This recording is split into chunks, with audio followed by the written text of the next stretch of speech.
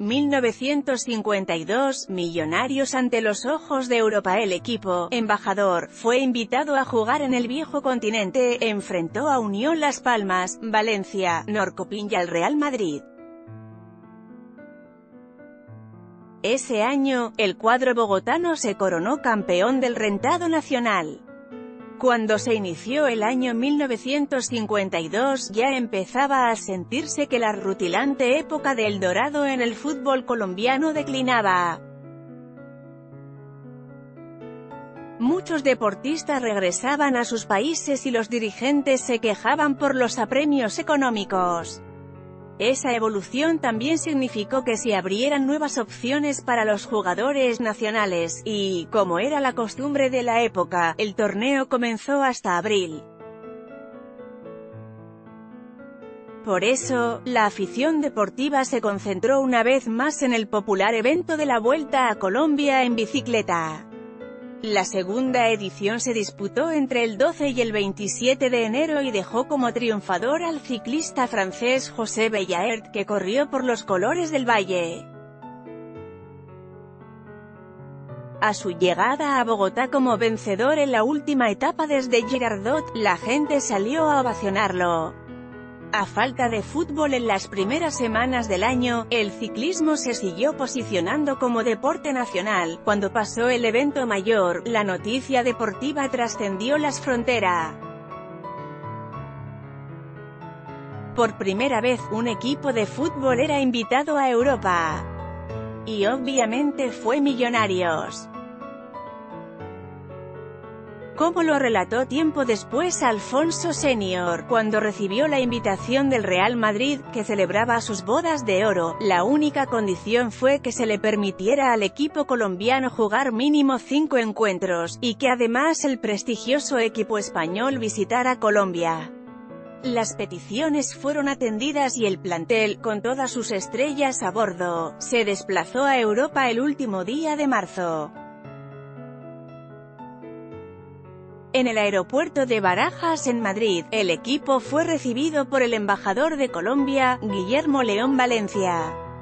Inicialmente empató con Valencia a 0 goles, después jugó con Unión Las Palmas y fue derrotado por 3-2. El tercer partido lo disputó con el conjunto sueco Norrköping y fue otro empate 2-2. Como se relata en el libro Millonarios, 50 años de gloriosa historia, publicado por la Institución Azul en 1996, la prensa española se desbordó en elogios, los jugadores fueron resaltados como artistas del fútbol asociado y, en particular Alfredo Di Stéfano, acaparó los aplausos siendo llamado el Luis Miguel Dominguín del fútbol. El 31 de marzo, Millonarios y Real Madrid midieron fuerzas, la victoria del equipo albiazul fue contundente, 4-2. 2 goles de Di Stéfano, otro de Pedernera y el final de Antonio Báez. Para algunos comentaristas, había pasado por la cancha del Estadio Chamartín uno de los mejores equipos del mundo. Ese día jugaron Julio Cochi, Raúl Pini, Ismael Soria, Jorge Venegas, Julio César Ramírez, Néstor Raúl Rossi, Alfredo Castillo, Adolfo Pedernera, Alfredo Di Stéfano, Antonio Báez y Reinaldo Mourín. Un colombiano y 10 extranjeros. La gira de Millonarios terminó con un juego contra Sevilla que terminó empatado 1-1. Aunque al equipo le llegaron ofertas de nuevos partidos en Europa, no había calendario para aceptarlas porque el 20 de abril había quedado como fecha inamovible para la iniciación del 5º campeonato profesional de fútbol en Colombia. Ese día, sin embargo, la primicia fue el anuncio de Adolfo Pedernera de retirarse del fútbol como jugador para concentrarse en la dirección técnica. El equipo era adiestrado por Néstor Raúl Rossi. Desde las primeras fechas fue evidente que había decaído el entusiasmo de la afición, no solo por la ausencia de grandes jugadores sino también porque la supremacía de Millonarios lo había convertido en algo rutinario. No obstante, en las primeras fechas la sorpresa provino del Deportivo Pereira que, con escuela paraguaya, alcanzó a defender el liderato durante los primeros encuentros. Hacia la séptima fecha, el equipo del eje cafetero superaba por un punto a Millonarios, Cúcuta y Junior, que le pisaban los talones. En la siguiente fecha, se enfrentaron Cali y Millonarios y en medio del encuentro se agredieron Néstor Raúl Rossi y el argentino al servicio del Cali, Alejandro Mur. Este último llevó la peor parte y le dieron 45 días de incapacidad. Fue tal la indignación de los aficionados que, por primera vez, se suscribió una carta colectiva a manera de denuncia, y llegó hasta el escritorio de un juez penal. Durante varios días el caso Rossi conmocionó el ambiente local y se convirtió en un paradigma para desterrar el juego sucio en las canchas.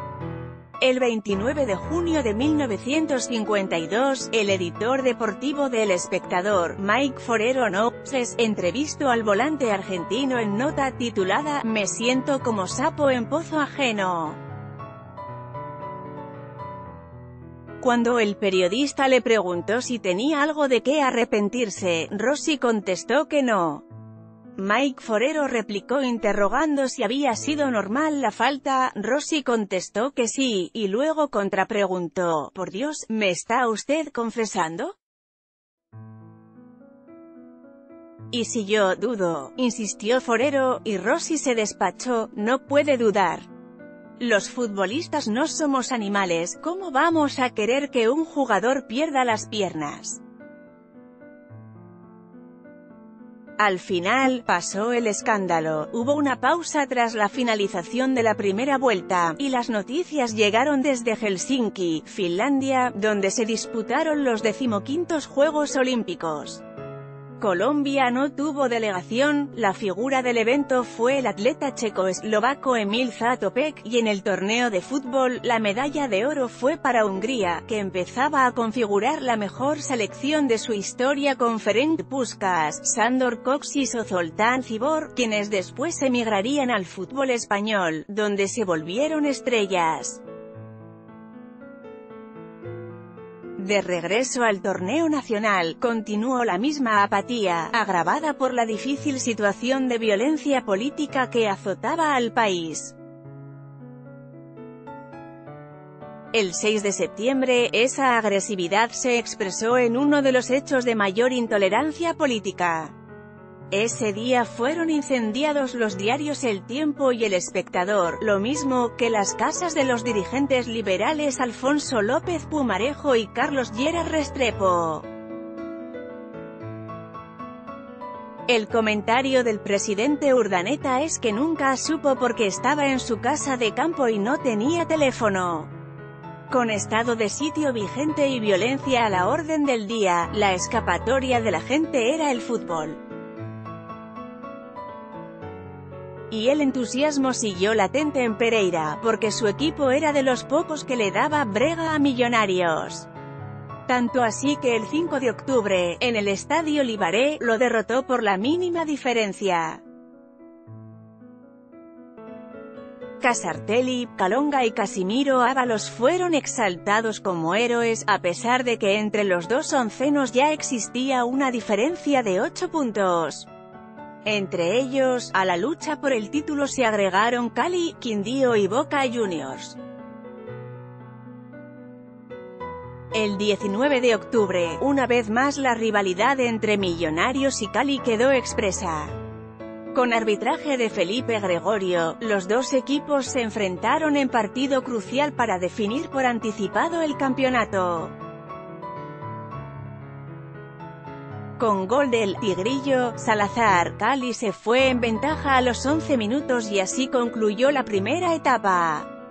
Pero a los 6 del complemento, ante una falta a Di Stéfano, el juez pitó penalti. Fue muy discutido por los jugadores de Cali, pero se cobró por intermedio de Antonio Báez. Lo hizo, pero el árbitro obligó a repetirlo. De nuevo Báez lo pateó y volvió a anotar. El árbitro lo volvió a anular. En esta ocasión lo cobró el arquero Julio Cocchi y venció a su colega Julio Astiolo. Directivos y jugadores de Cali protestaron, amenazaron con abandonar la cancha y hasta golpearon al juez.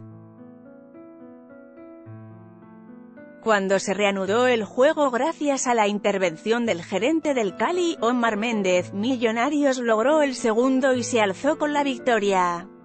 La polémica aumentó cuando Rossi, quien oficiaba como técnico, cuando concluyó el encuentro admitió que el penalti no había sido. La Dimayor anunció investigaciones que no se concretaron. El arquero Cocchi, al ser interrogado sobre lo sucedido, contestó: «Como no me hacen goles, pues yo los hago». A la siguiente fecha, casi se repite la película. Millonarios y Cúcuta se enfrentaron, Vanegas hizo el primero para los azules, y luego el juez decretó penalti para Cúcuta. Dos veces cobró el uruguayo Viviano Zapirain y dos veces Cocchi tapó, pero el árbitro los anuló. Al final pateó Ulises Terra y empató, pero los azules se llevaron la victoria con gol de Alfredo Castillo. Esa victoria fue la antesala de la tercera estrella para Millonarios. En adelante, empató con Santa Fe 1-1, derrotó a Universidad 1-0, perdió con Sporting de Barranquilla 1-0, y triunfó sobre Bucaramanga 7-1. Ese día, 30 de noviembre, viajaron a la capital santandereana los 11 titulares y el arquero suplente Gabriel Ochoa Uribe. Pero antes del juego se enfermó Di Stéfano, así que Ochoa tuvo que jugar como delantero por derecha, con tanto acierto que el primer gol de la contienda fue suyo. La campaña de Millonarios terminó con goleadas a Junior por 4-0 y Cali 6-1. En ese último juego, celebrado el 21 de diciembre, Alfredo Di Stéfano se negó a jugar, y ese gesto fue el anuncio de que su ciclo se había cumplido. Como ya circulaba el rumor de que se iba a jugar a España, no fue tan sorprendente para los directivos. Con 46 puntos, 6 de ventaja sobre Boca Juniors y 9 sobre el Pereira, concluyó el campeonato de 1952. Se anunciaba el fin de El Dorado, pero aún le falta un lauro más al equipo bogotano.